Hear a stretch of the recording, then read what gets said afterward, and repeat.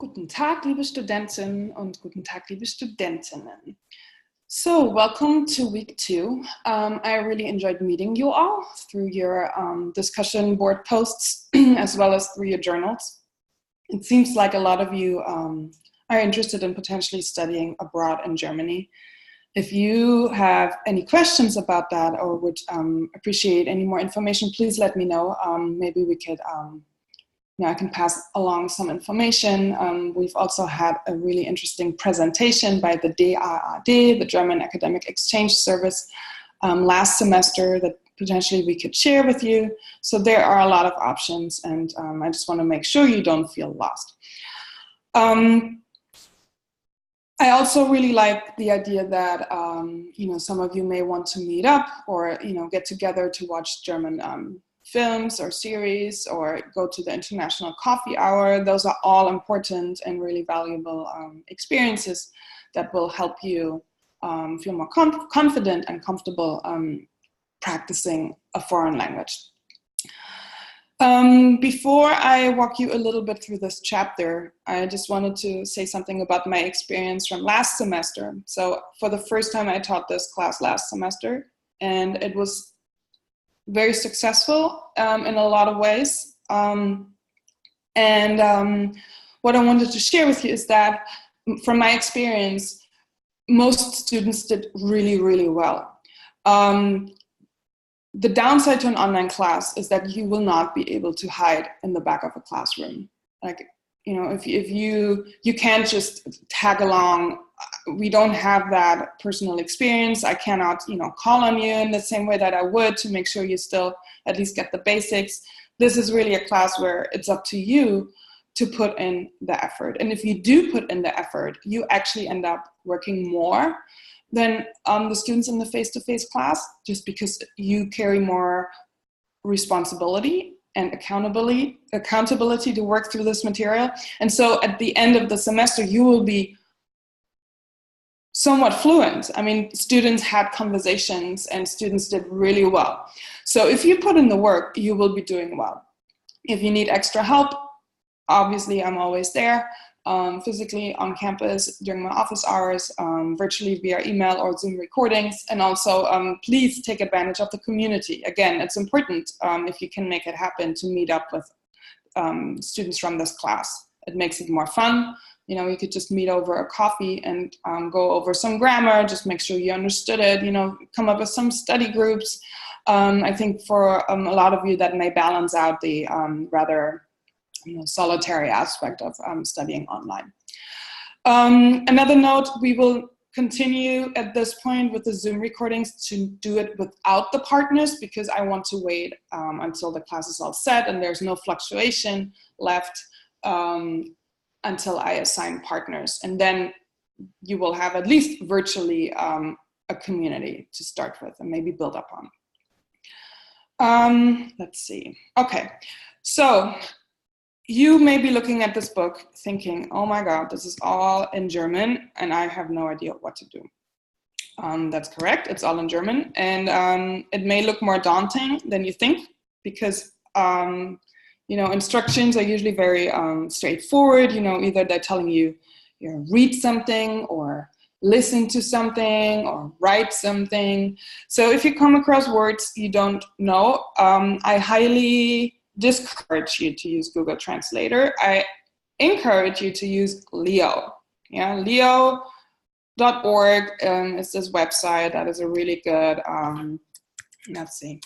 really good dictionary.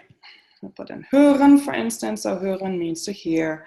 So what the advantage over Google Translate is that Google Translate will not give you any dictionary results, so it doesn't rank different meanings, it just gives you one translation, and it can often be wrong.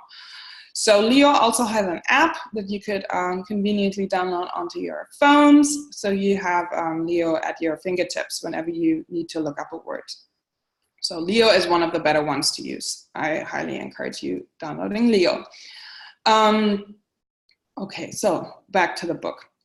At the beginning of the chapter, we always have the Lernziele, which means the goals of things to learn. So you will learn to grüßen und verabschieden, to greet and say goodbye. Sich und andere vorstellen, to introduce yourself and others. Über sich und andere sprechen, to talk about yourself and others. Zahlen bis 20, numbers. Telefonnummer, telephone number. Email-Adresse. You will be able to say these things at the end of this chapter. You will be able to spell out the letters, as well as talk about countries and languages.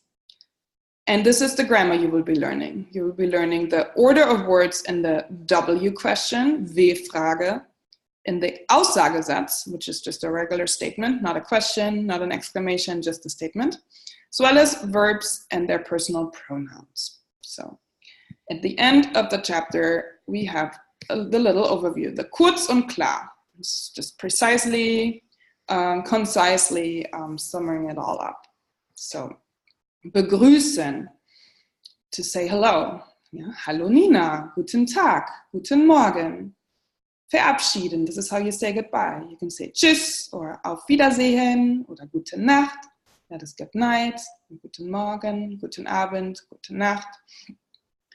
And other ways of talking, which I'm not going over because you will be listening to a lot in the exercises. So let me briefly explain the grammar to you.